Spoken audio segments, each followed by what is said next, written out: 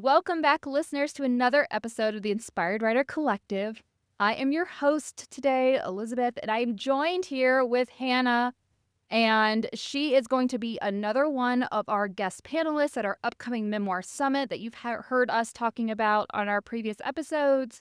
This is coming up soon, March 14th, and so I know that her experience in this realm is going to be so helpful there as a panelist, but you get some insight today from Hannah. So please let us know a little bit about you, how you got into writing, what you're doing in your work with authors. Just Yeah, tell us yeah. the deets. There's a whole lot to tell there. So, as far as how I got into writing, I think a lot of folks, especially folks who write about, heavier things or memoir things, we get into writing because it is something that we either need to do or something that we were really born into. And for me, it was something that I kind of born with a pen in my hand, if you will. And so never started, never stopped almost. But that's led me down some interesting paths. So I initially went to school for journalism and worked as a journalist for a bit. Got a master's in integrated marketing communications and started working in the publishing industry, working to make other people's really cool books and dreams come to life. And I realized I didn't have enough time to spend the time writing my own stuff because I was putting all of my creative energy into other folks' work. So I also at the same time realizing that I realized I had gone through some pretty traumatic things as a child and that I needed to take a step back and start working on all of that. So I worked outside of the publishing industry just to kind of make ends meet and ended up going on disability leave for almost a year to take a complete set up out of work in my mid 20s to process all that trauma. And it really wasn't in that processing that I was able to write about it.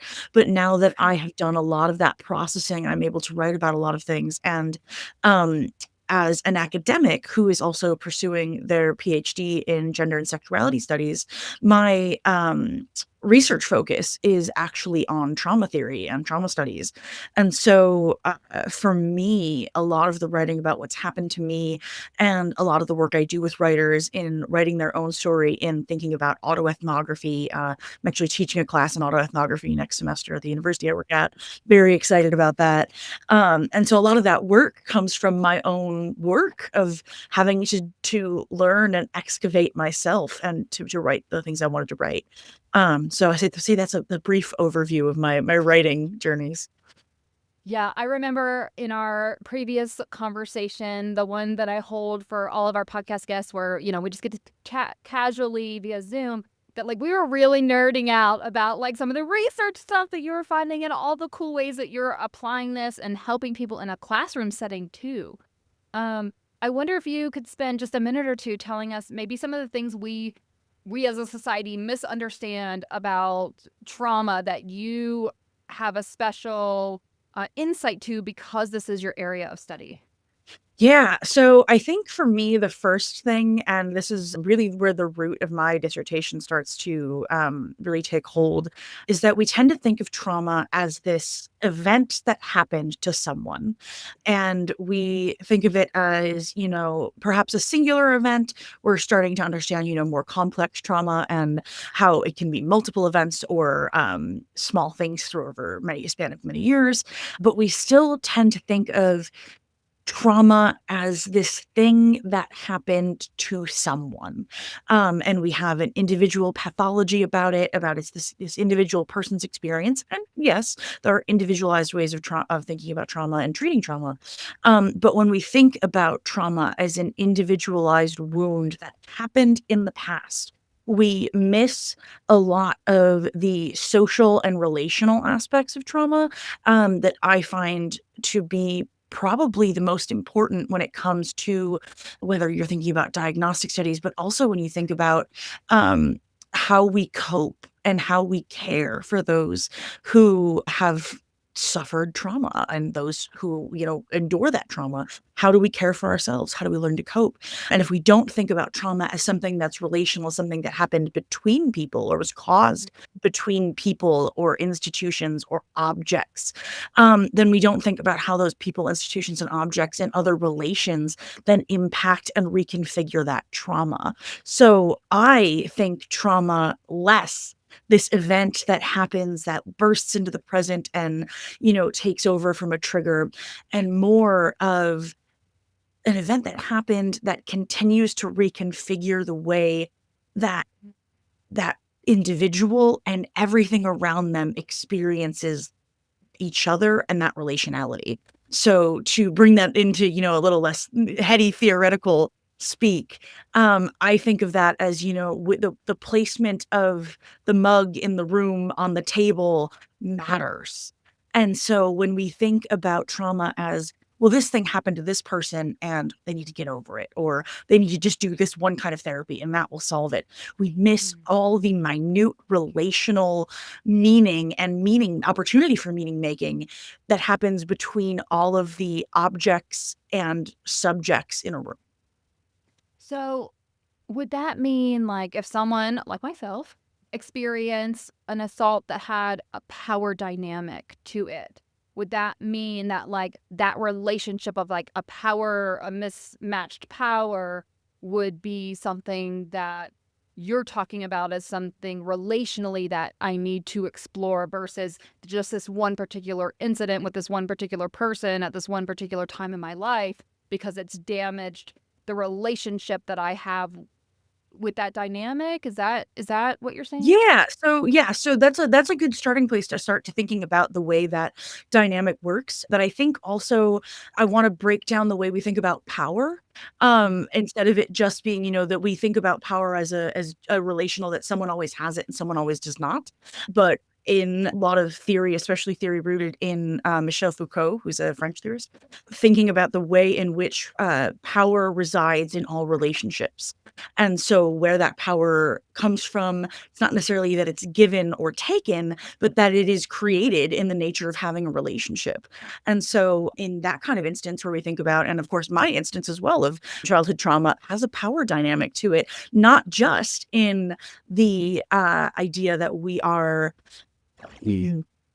relational with the abuser and abusee relationship, and that there's going to be a power dynamic there, right? Because in typical circumstances, the abuser holds all of that power, whether they are in a specific hierarchical position, like a teacher student or a boss employee. But in any case, almost the abuser is going to hold more power over the abusee by simply becoming the abuser. And so that's a bit important place to start, but also thinking about the ways in which power is exchanged and the ways in which we not just through power relate to the things around us. So I think a good example is also that of sensory triggers, for example, knowing the ways in which your body, your mind, the sensations you feel are going to respond to a certain sensorial experience can also help us explore the relation between things, right? So the relationship I have to certain flavors or scents really are rooted in my trauma.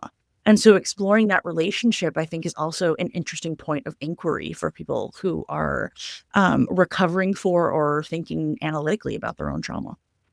And how is writing coming into play with all of that? How is writing being able to be used as a tool Yeah. or a way to explore or a way to express? Like you said, you didn't necessarily start writing your story as you were processing, but only, after the fact.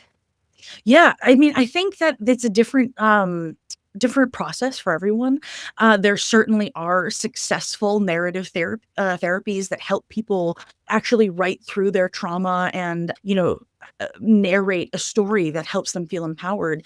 But a lot of my work, contrary to my work as a writer, almost people that think that I go from, okay, well, the writing is the way to get through therapy. And I started there. I started my PhD thinking, okay, I was able to write my way to get through this. But that was not the case. I misunderstood my own self-care process and therapeutic process and misinterpreted it as, okay, I wrote through the trauma. But what Mhm. really happened was I was guided by a licensed therapist through a practice called EMDR, which I'm sure Mhm. many of your listeners are familiar with. Um, and it was a somatic therapy, evidence-based somatic therapy that said, oh, I needed to be more in my body. I Mhm. needed to feel these things. I needed to connect these things, and not connect mind body, because there's always that mind body connection. But I think one of the things that trauma does is maybe help that disconnect. Mhm. And it put me back in my body in a lot of ways. And so only after going through that immense feeling, like I was not coming home from twice a week therapy dealing with childhood sexual abuse and writing my way out of No. this. I was not doing it. No. I was disassociating on the couch. Yeah.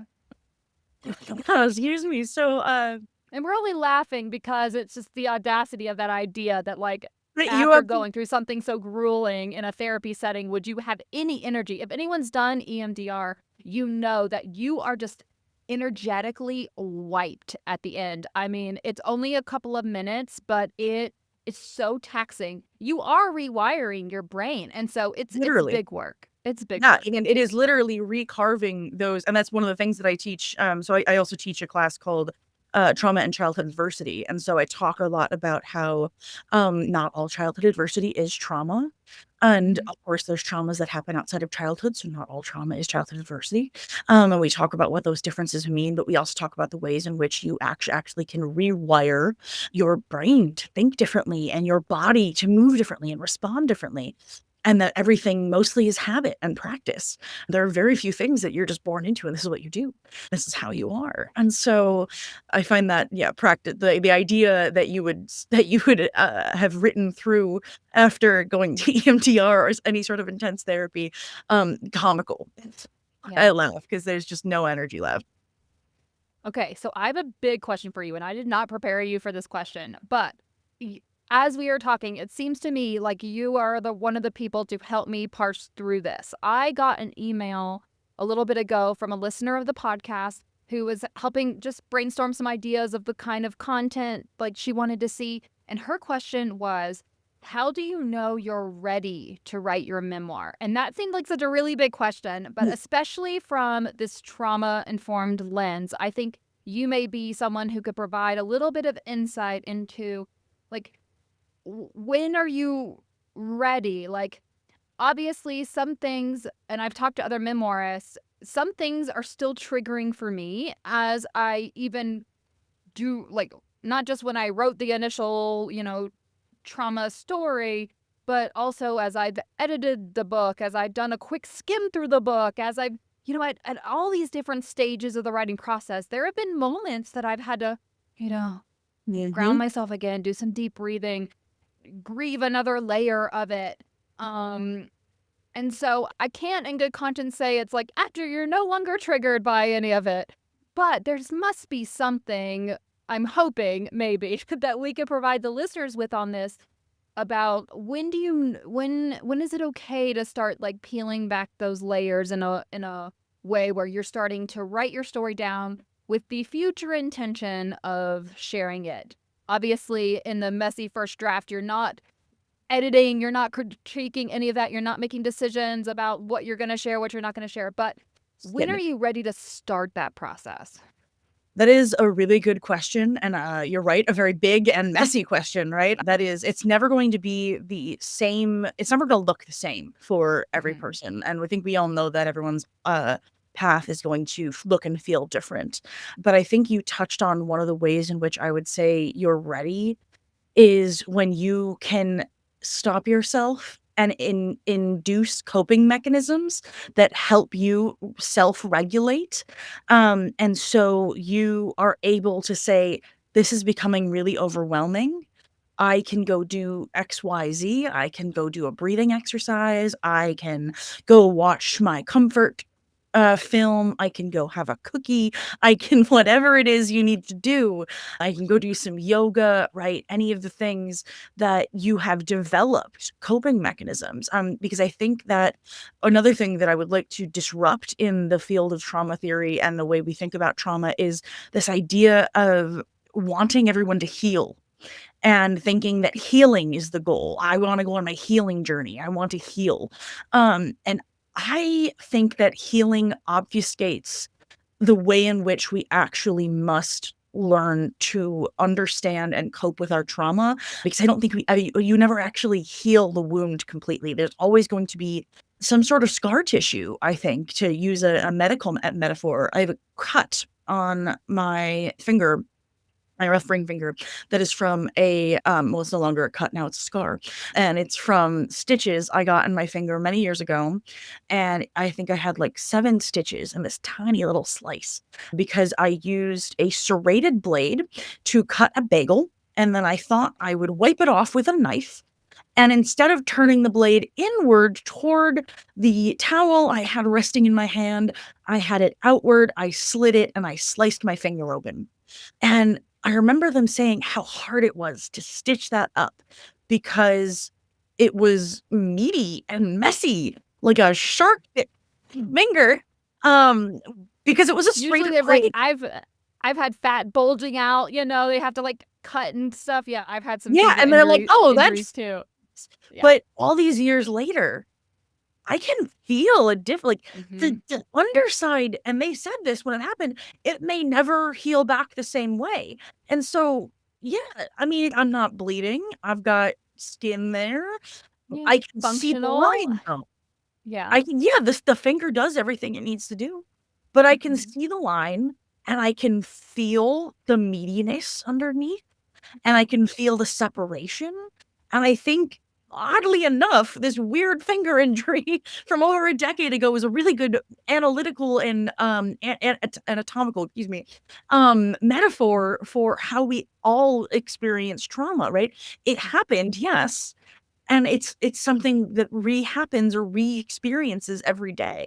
It might be in small doses, but it's something, right? You might end up in a place where you're 3 months, I haven't thought about this thing, and then all of a sudden maybe it's just a passing thought, or maybe you did have passing thoughts in those 3 months, but they weren't overwhelming episodes of disassociation or trauma responses. And so the things that happen to us never leave us.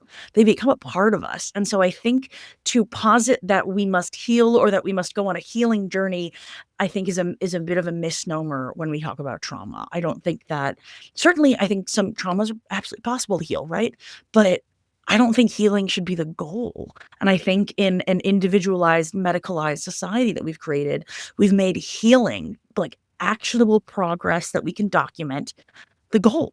And I don't think it's the goal. I think caring and developing coping mechanisms is the goal. Just go back to the question that I've been rambling on a tangent about. When you're ready, I think it's when you have those coping mechanisms or a structure of coping mechanisms that you have a net to fall back into. Because what happens before we have those coping mechanisms is we approach the trauma and it starts growling at us and we want to run away, or we're scared we're going to get bit, or we push it too far and we do get bit, right? And so we learn to self-protect by not approaching, by avoiding, by taking, having risky behaviors. And so all the typical ways we see traumatized individuals develop maladaptive coping mechanisms, how do we make those adaptive coping mechanisms? And once we have those adaptive coping mechanisms, can you then say, okay, I can start to touch the box. It's going to growl at me, but I can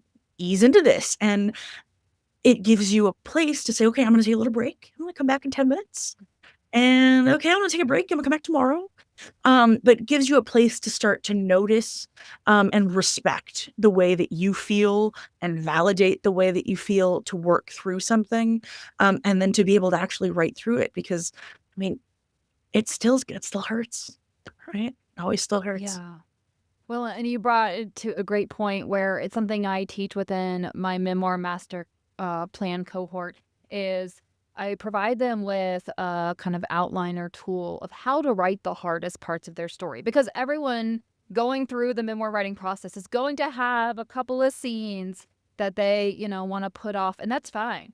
But then when it's time to write them, how do you build in that self-care around that writing time? How do you set yourself up with those coping mechanisms that are just ready to go once you're done with that writing session? Things like clearing the rest of your schedule, just like with when you finish EMDR. Like, don't expect, a bunch from yourself following that writing and like holding the space for all of that.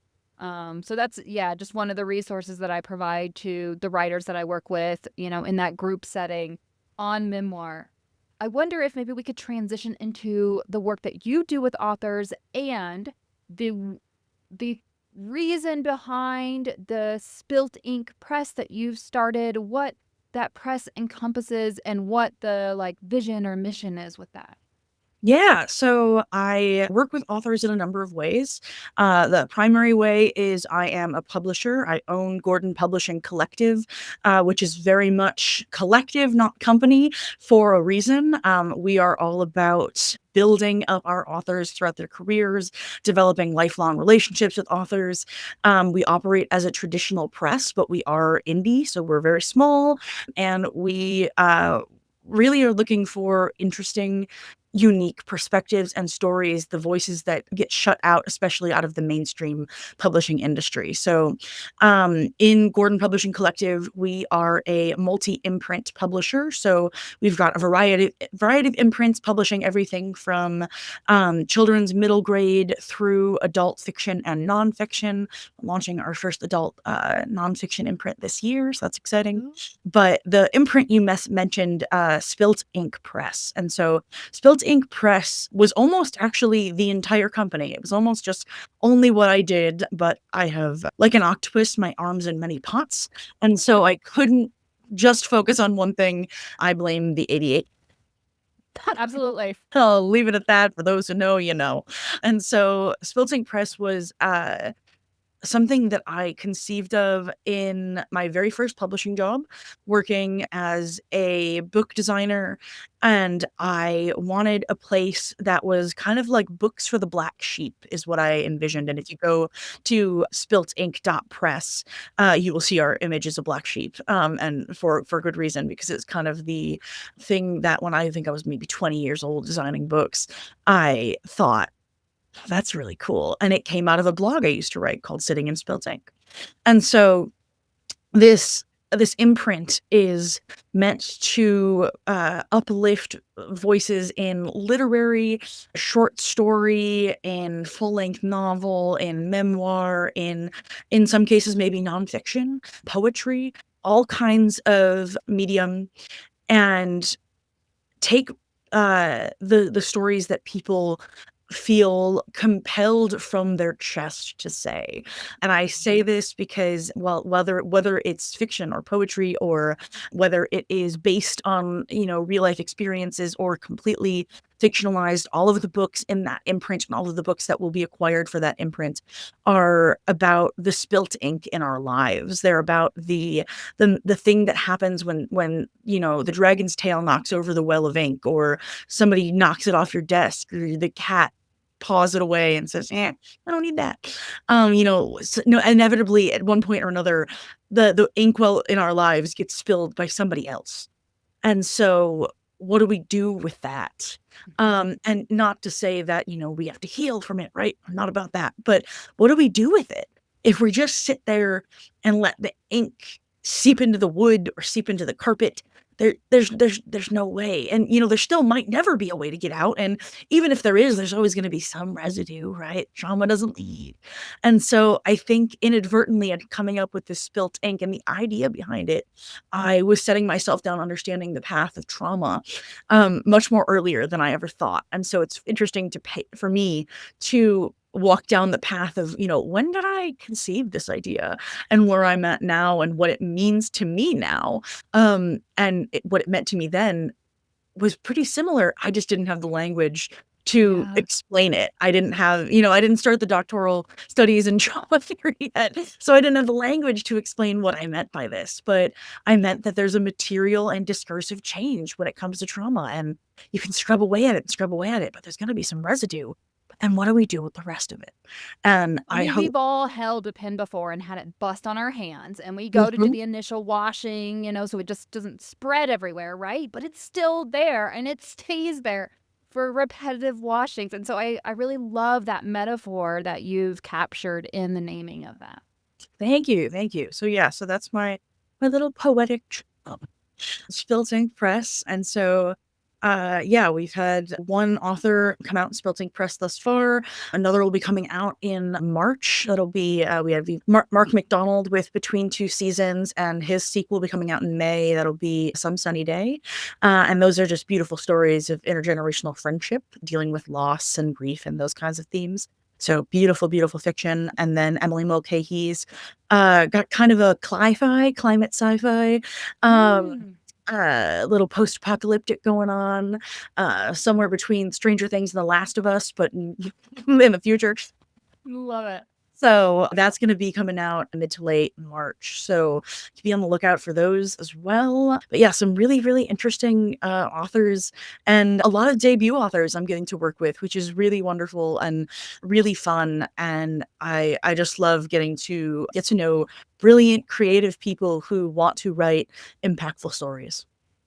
Well, I did something kind of crazy today, and you're the first person I'm having the chance to tell this Oh, to. I did try calling two people and neither of them answered, so you get to hear this first. I'm But here. I am publishing my memoir this year. I am going the self-publishing route. I've hired my editor, I've hired my book designer, my interior formatter. I'm basically parsing together all my freelancers to make this happen. So it's really probably more indie publishing than a true like self DIY project, right? And so now that it's the new year, I was like, okay, it's time to start that LLC because I need these expenses Oh, to counteract the modicum of income that this will generate. Like I need to offset some of this. yes, you And do. so today I was like, okay, it's time to like research this. What do I want to call my LLC? And I was like, well, I probably should just go ahead and call it a press. I was reading all sorts of information. I had heard that wisdom before of go ahead and call it something that's not your name. So it adds a layer of like doesn't look so self-published. And and so then I started thinking about like, oh, how cool would that be if I could like bring other people under this at some point in the like 5 to 10 year vision. And so I just started Whispered Wisdom Press with the idea of really revolving it around women memoir writers. I Um, love that. Congratulations. Thank you. And so literally I just got the domain name. I have to finish processing the like LLC paperwork. Um, but I'm super excited about it. And I just brainstormed a bunch of names and searched to make sure it wasn't taken or Yeah. prominent or whatever. But now, like only after like coming up with it, am I realizing that this could be a moment in time that I look back on years from now of like, oh, haha, funny. Past Elizabeth thought she was just doing this for herself, and then it turns into this whole thing. Like it's got that potential, right? Of like a little ember that you're setting that could take out the whole forest. I mean, absolutely. I mean, if my experiences are any pathway forward, then I would say yes, exactly, because that is exactly how I feel frequently. When I get emails that say, "Hey, we received your, submission for the Independent Book Awards for your other author." I'm like, "Oh yeah, I submit other authors for book awards from my own company now. Interesting. Weird. When did that happen?" Yeah. I'll have to pick your brain on like the different ways to utilize this, as sort of that protective umbrella, that separation of, Yeah, absolutely. Well, me as the writer versus me as the business owner and person who's trying to expand the reach of the marketing or like you said, submit for awards. I know nothing about any of that yet. I am totally just learning as I go. Um but it just seems like serendipitous that we would happen to be talking tonight because I did not intentionally plan to like coincide those two things and we had played around with what times and dates to record this anyways, so I don't know. I just felt like it seemed right to share that with you Yeah, that's now. amazing and very serendipitous. And you know what? It's a good segue for me to tell you and all of your listeners that that's one of the other things I do is I coach indie authors. So if folks are going the self-publishing route or like you know, they want to start their own LLC, I always advise people who are self-publishing to start their own LLC anyway. And so Oh, good. I work with indie authors who want to self-publish, who maybe are going from the, you know, just the inception of the idea and writing the whole manuscript, or they've got a first draft of the manuscript, and do everything with them from, you know, author coaching through the writing process, the editorial process, actually doing editing, helping them with book design, helping them with cover design, helping them think about the writing as a business, and then going through all the processes of, you know, where do you upload these things? What kinds of awards should you be looking for? How do you want to position your social media? What kind of marketing do you want to do? And thinking through that with authors because I mean, I did it freelance for so many years with other authors. And while I own my own publishing company, not everybody wants to be in a publishing company and not everybody's a good fit for us. But that doesn't mean that the work isn't worthwhile and shouldn't be out there. And that doesn't mean that I can't work with someone one-on-one or in small group work to get them to where they want to be with their published book in hand. Right, the knowledge that you gained from your previous work in the publishing world. I mean, yeah, that knowledge is still good, whether you're publishing under one of your imprints or someone is choosing to, do it their own way. I think it's interesting how so strongly I have felt about self-publishing because of that strong desire to hold on to that ability to decide exactly how my story is going to be represented, exactly how it's going to be depicted on the front cover of the Mhm. book, exactly how it's going to feel as you open that book and you see the layout of the pages.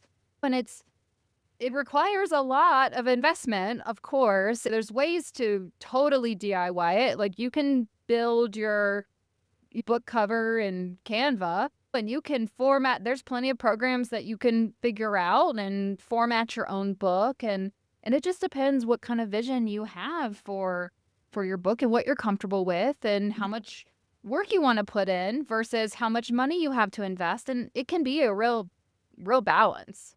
Yeah, it's definitely a balancing act and figuring out where to spend that money if you do have a little bit of money. And I think, you know, I think sometimes there's a resistance for especially indie authors that have a lower budget for their project to hire someone like an author coach to Oh yeah. help them through that because they're like, well, you're not actually doing the work for me. You're just helping me figure it out. But I think what I've learned from, you know, I mean, almost a decade of experiences in the industry is that if an author who is self-publishing does not know the rules of the industry, they get blocked from the industry very quickly.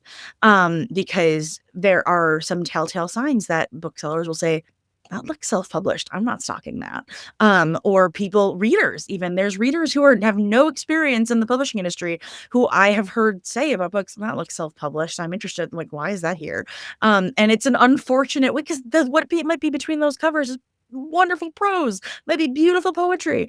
But if you don't know the rules, you end up kind of turning off your audience. And so, I think that, I mean, and I know not to toot my own horn, but I think having an author coach is something that is a really good investment for someone who does not have any idea about the industry or has minimal idea, but doesn't really know what to do. You know, do I buy my own ISBN? Do I use the one from Amazon? What do I do? How do I upload? Like all of those questions are questions that are, you know, a snap of the finger for me because I've been doing it for so long and that takes it off your plate entirely. So I think that that is one of the things that I pride myself on in that form of my work and that like being able to be that guidance to say, Don't think about that," or "Absolutely, yes, you need to think more about this," and help people kinda steer that wagon. I'm so glad you brought that up because I think there's a misconception, especially when someone is potentially just thinking about one book or starting and then they've got their debut and they're trying to make sense of the numbers from a like investment versus sales potential and it is never going to make sense on that first book except for the most rare of debut authors, right? But that's not that should not be the focus, because there is so much that you are developing in yourself as an author. There are so many things I'm learning this first time through that I'm then going to carry that knowledge with me the second time through and the third time through and the fourth time through. So yes, it looks like way more investment the first time you do it. It's the same sort of reasoning I give behind my memoir master plan cohort, right? It's not cheap, but you can retake it as many times as you need to. And you are going to learn how to outline, how to identify a theme for your memoir. Those are skills that will transfer across any book that you decide to write at any point in the future. And Yeah. so it's in the same with the work that you do with authors. It's not just, oh, I'm going to help you. It's almost better, granted, that like you're not doing the work for them, that you're teaching them how to do the work and what steps to take so that they can then do it for themselves the next time and the next time and the next time. But there is, I think, a tendency to try and make sense of the numbers at the jump, and it's just never going to make sense. Oh my God. It doesn't even make sense for Simon and Schuster and Penguin Random House. They are, No. they make sense of their numbers by ordering 50,000 copies from China. This is, I always tell people the publishing industry is not an industry in which you make a lot of money no matter what. I mean, yes, we have our rare occasions. Yes, there are our blockbuster authors that exist. And I hope, it is my wish for everybody that wants to be able to make a living with their writing that they can do so. And that they learn their craft to be able to. So I wish that, yes.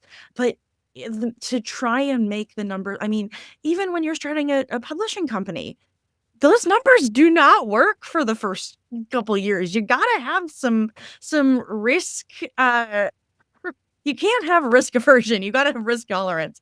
And you have to be willing to just keep going and one foot in front of the other and keep working and know that what you're doing is going to work, but also you investing in someone to know how you're doing and knowing what you're going to do is going to work or has the best probability of working, I think is a good investment in author coaching. Yeah.